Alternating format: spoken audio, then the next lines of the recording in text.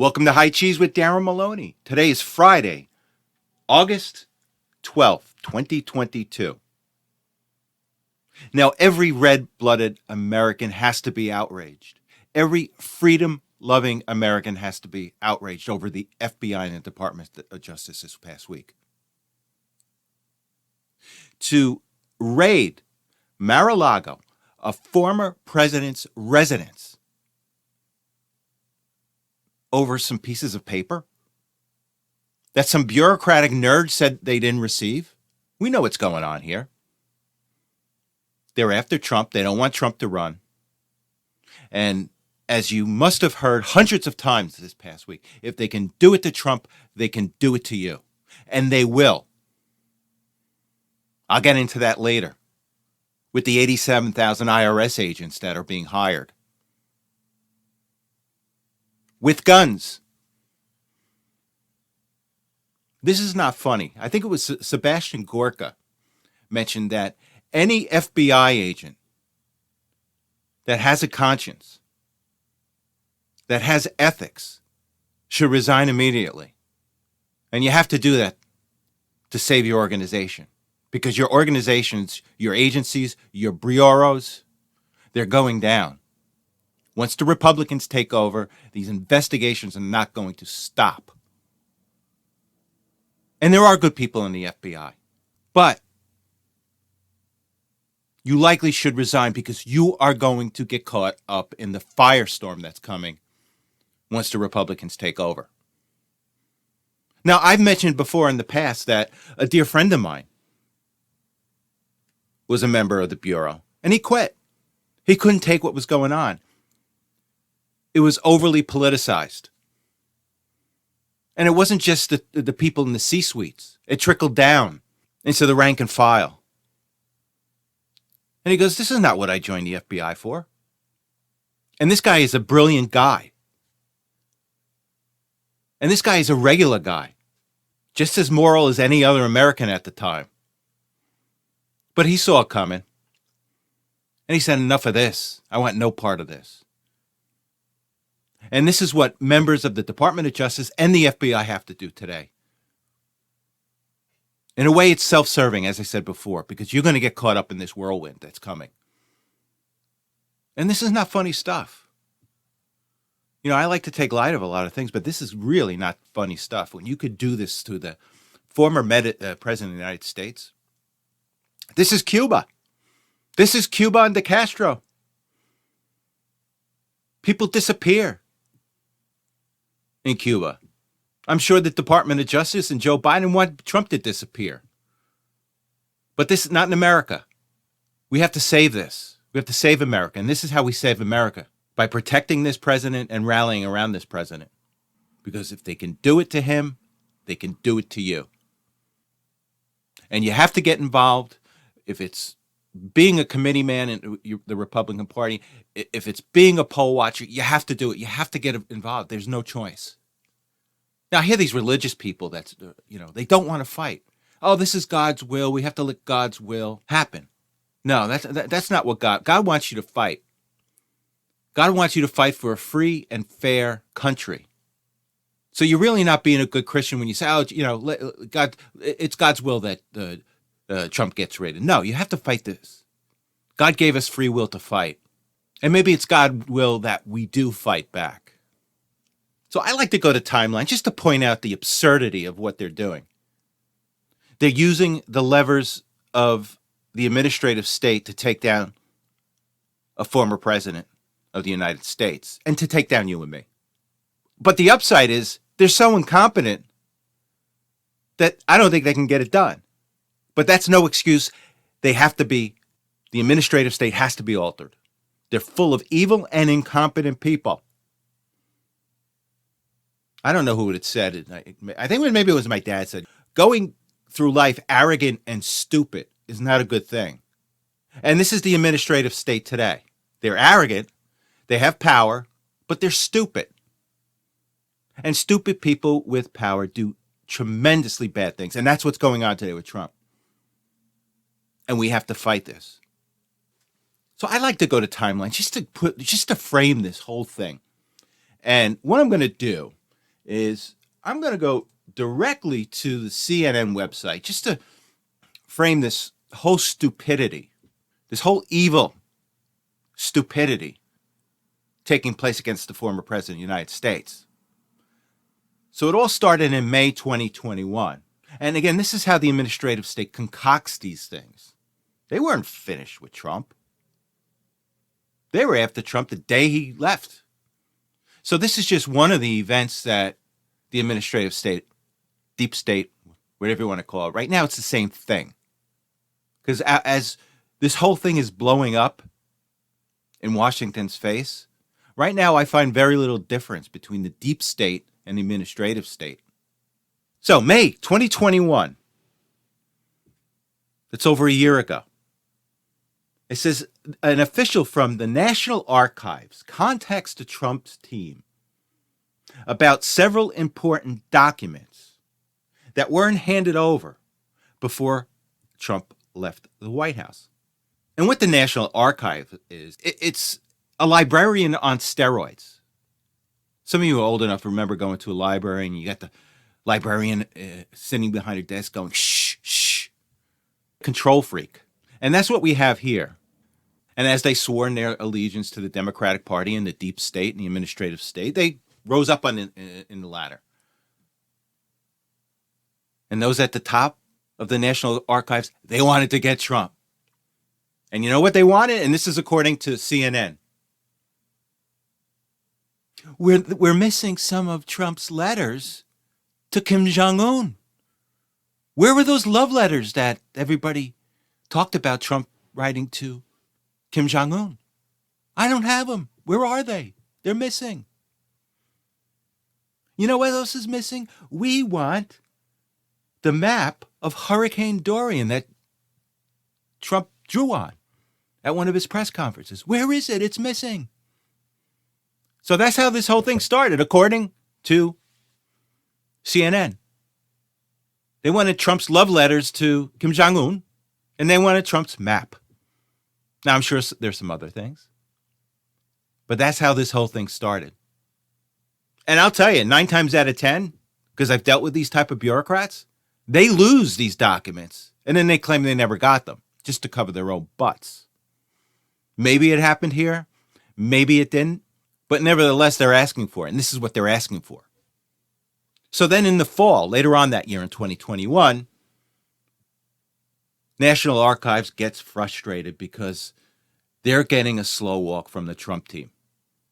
Then the Trump team had told the National Archives about some boxes that were taken from the White House to Mar-a-Lago. So in January of 2022, the National Archives retrieves 15 boxes of White House records from Mar-a-Lago, what they talked about. National Archives says in a statement that some of the records it received at the end of Trump's administration were torn up. Oh my God, they were torn up. Now, I don't know if you remember, Trump had a bad habit of tearing up some of the documents after he's finished with them. And I can understand why he does that. Because at some point, these layers and layers of documents he receives as president are irrelevant and can only confuse you later. So the ones that he's finished with, he just tears. A good businessman likely does that. That's the mark of a good businessman. Get rid of the documents that are irrelevant. In his mind, though, that some of those documents were irrelevant. He wasn't trying to cheat anybody. Because as you know, those torn up documents were found in those boxes. But oh my God, to the National Archives, the librarians, oh my God, he tore it up. This is terrible. And then they said they found some materials that were part of a special access program known as SAP, which is a classification that includes protocols to significantly limit who has access to this information. Now, you talk about bureaucratic language that probably is meaningless, but in the right context, you can make it look like Trump did something wrong. So, as a result of Trump tearing up documents, oh my God, tearing up documents. They didn't throw them out. They were put in the box. The National Archives asked the Justice Department to investigate Trump. Because this could be a violation of the National Presidential Records Retention Act. So this is what we're going to do. We're going to prosecute a president over tearing up some papers out of habit, because the record said all records created by a sitting president have to be turned over to the National Archives at the end of their administration. So then National Records informs the Justice Department, hey, some of the records we got were classified. And he tore up some of the documents. What they don't tell you is that the documents he tore up weren't the classified documents. But CNN is trying to make it appear that he did. And one thing I just have to note is we're not sure that these documents are classified. Trump had declassified a massive amount of records before he left office. So for every bureaucrat saying, oh, he has classified documents, Trump lawyers are going to say, they're not classified. So there's going to be all this litigation, all this waste of time just to hurt Trump. And they're going to argue on whether these documents are actually classified or not. And tearing up documents is not preserving the documents. Oh my God, you have to investigate this. So then what happens is the Justice Department coordinates with National Archives to get a subpoena so they can take a look at what the National Archives took. And they took it to a grand jury. And they said, look, the National Archives is saying that Trump tore up this paper. It's a violation. There's some classified documents here. So then on June 3rd, after the subpoena, 4 investigators, including a top Justice Department counterintelligence official, visit Mar-a-Lago seeking more information about classified materials that had been taken to Florida. Now, you talk about a coordinated scam to get Trump. So the 4 investigators meet at Mar-a-Lago with Trump's attorneys and look around the basement room where the documents are being stored. Trump briefly stops by the meeting to say hello to the officials, but he does not answer any questions. During the meeting, the federal officials serve a grand jury subpoena for some of the sensitive national security documents on the premises, and they take away the subpoenaed documents. Then 5 days later, on June 8th, Trump's attorneys receive a letter from federal investigators asking them to further secure the room where documents are being stored. In response, Trump aides add a padlock to the room in the basement at Mar-a-Lago. So they took the documents. They didn't take all the documents.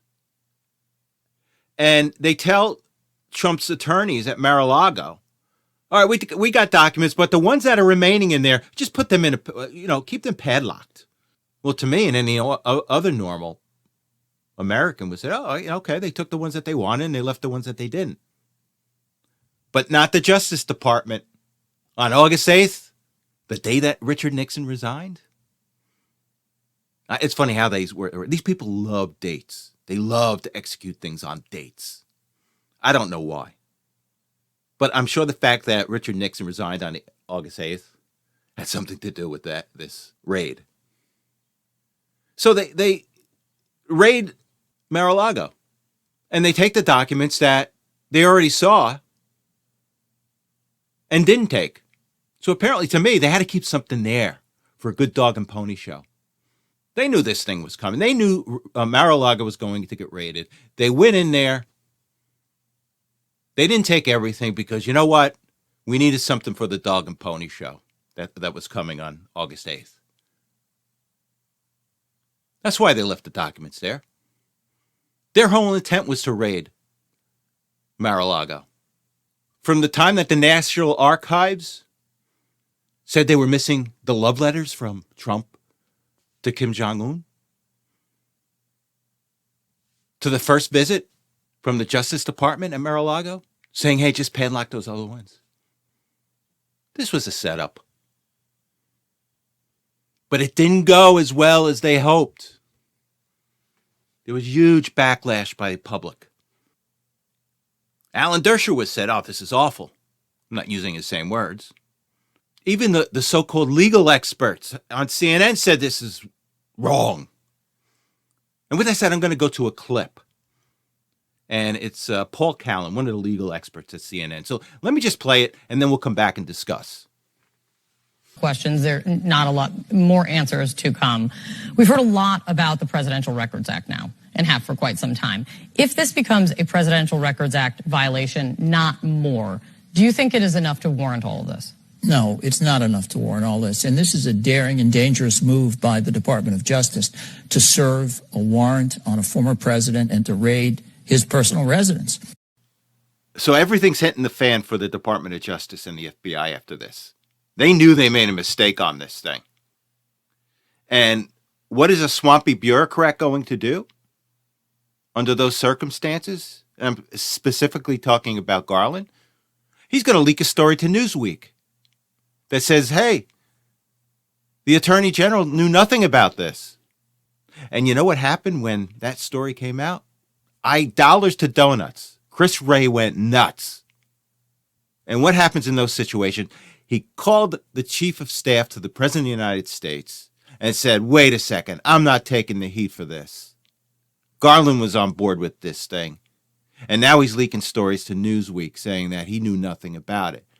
Because you know the unnamed source in the Newsweek article was Garland. That's how they work. It's illegal. And how ironic is that? But that's how the Department of Justice works. So I'm sure Wray was apoplectic saying, I'm not taking the heat for this. And because of that, I'm sure the White House forced Garland into making this speech. And it was about a 4-minute speech, but I'm just going to play the one key takeaway from his speech. There are, however, certain points I want you to know. First, I personally approved the decision to seek a search warrant in this matter. And again, this was the key part of the speech. It was a 4-minute speech, but the key part was him just fessing up to the fact that, yep, he approved it. Contrary to the Newsweek article, which he put out there a day before. So again, I know how these things work. Chris Wray goes apoplectic. He goes to the chief of staff of the White House. They have a meeting, and Garland is forced to fess up to this because the FBI director is not taking the heat on this alone. And that's how they work in Washington. So it wasn't about Garland releasing or taking the steps to have the subpoena and the documents retrieved, released. It was about him being forced to say that he approved it. Now, the other question is that the White House knew about this. The question is, did Joe know about it? And you know what? It's irrelevant. Joe Biden is irrelevant. It's what the White House knew. The White House knew this. Now, the interesting thing is that here's the game plan that the Department of Justice is going to use. And this whole game plan is, I just found out they're trying to tag a violation of the Espionage Act on Trump. So what they're going to do, they're going to use this terrible sounding act, the Espionage Act. Trump is a spy. He's undermining the country. So they're going to use that. They planted that seed in the press. And here's the ironic thing, too, is that this is illegal. Planting all this information in the press by the Department of Justice is illegal. And you've got Garland saying, we do everything according to Hoyle, according to law, except when we break the law. That's so rich. But getting back to the Espionage Act, that's what they're going to do. They're going to say, Trump is potentially violating the Espionage Act. And I've got the documents. I'm going to read the documents and release the documents. I'm going to release the documents. And guess what? They're going to be so redacted, no one is going to know what the heck these documents mean. And that's the game that they play. Well, we're looking at it under the Espionage Act, and here's the documents. But the documents don't say anything. It's too sensitive. And that's the game they're going to play. And Trump is going to beat them. He'll beat him in the court of law.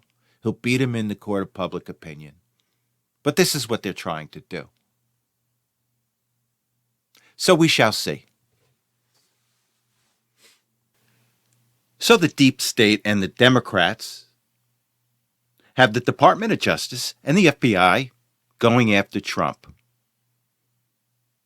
Meanwhile, they will push the IRS on you and me.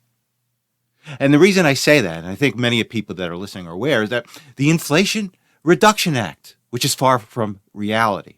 Again, as I said before, anything that Democrats say, it's the opposite. So if they're preparing an Inflation Reduction Act, it's going to result in the opposite. So one of the things in this so-called Inflation Reduction Act is the hiring of 87,000 IRS agents, many of whom will be armed. I don't know who showed it. It was a picture of Giant Stadium. I think Giant Stadium holds about 78,000, 80,000. But he showed a picture of Giant Stadium, and he said, look, this is how many IRS agents are being hired. And they're not going after Bill Gates. They're not going after Elon Musk. These 87,000 are going after you and me. The middle class, the upper middle class, the lower class, the Hispanics.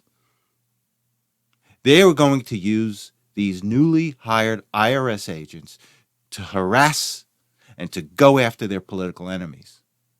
And we know why they're going to do this. Bill Gates can afford millions of dollars in attorney's fees to fight them. So can Elon Musk. But the average businessman, the average small businessman, the average Joe that has to work 2 jobs to feed his kids, they will have a much harder time defending themselves against the IRS than Musk or Gates. And that's why they're doing this. It's their shock troops. And the way I look at this is just more people that Trump is going to fire when he gets back in office. So don't be afraid. These people are going to come after you. Fight them. Push back hard. You will win. And don't be afraid. Now, speaking of irrelevant Joe Biden, I just had to laugh, and I'm going to play a clip by him. Year-over-year CPI came out, and it came out at 8.5%. So year-over-year, last month it was 9.1%, and this month, year-over-year, it's 8.5%, which is still historically high. And what does Joe Biden do? He declares that inflation is at zero. And even the Democrats that support him, they got to be scratching their head. Wait a second, inflation is at zero? I'm still paying $4 a gallon for gasoline? I'm paying $8 a gallon for $8 a pound for chuck steak? Something's wrong here. So let me just go to this clip, and it's Joe, proud, irrelevant Joe, announcing inflation is at zero. So let's go to the clip, and then we'll discuss. Actually, I just want to say a number. 0. Today, we received news that our economy had 0% inflation in the month of July. 0%. Here's what that means. While the price of some things went up last month, the price of other things went down by the same amount. The result, 0 inflation last month. So let's add this to the list. They've redefined, or they've changed the definition of what a female is. They've changed the definition of what a vaccine is. They've changed the definition of what it means to be vaccinated. They've changed the definition of what a recession is. And now they're changing the definition of what inflation is. And, look, if you want to believe them, if you're a diehard Democrat that want to believe them, go ahead and knock yourself out. But most Americans don't. And he keeps on talking 0, 0, 0. Unfortunately, I think 0 is the number of active brain cells he has left in his head. So we shall see. Now, with that said, I'm feeling a little under the weather today, so I'm going to cut this episode short. But you have a good week, and I will talk to you next Saturday. And again, thank you so much for listening. Bye-bye.